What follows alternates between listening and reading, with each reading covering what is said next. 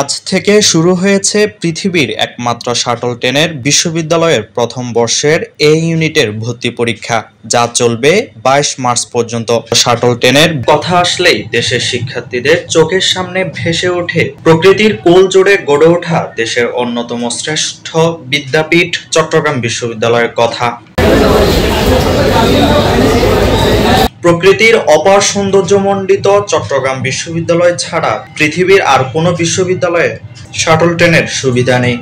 বিজ্ঞান অনুষদ ভিত্তিক এই ইউনিটের ভর্তি পরীক্ষার মোট সাধারণ আসন রয়েছে ১,২১৫টি, যেখানে এবার আবেদন করেছেন ১,০৯,০৮১ জন।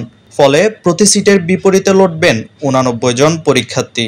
এছাড়া ছবির ৪টি ইউনিট ও ২টি উপ ইউনিটে মোট আবেদন পড়েছে ২,৭১,২৩৯টি। সেক্ষেত্রে প্রতি আসনের বিপরীতে লড়বেন ৫৫ জন শিক্ষার্থী।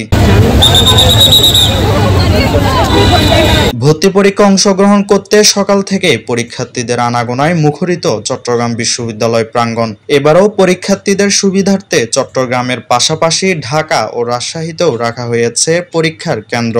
সকাল ১২টা থেকে ১টা পর্যন্ত চলবে এ ভর্তি। সে সময় পরীক্ষার্থীরা তাদের মেধা মূল্যায়নের মাধ্যমে এ বিশ্ববিদ্যালয়ে পড়ার সুযোগ পাবেন। Desk report, Chattogram news.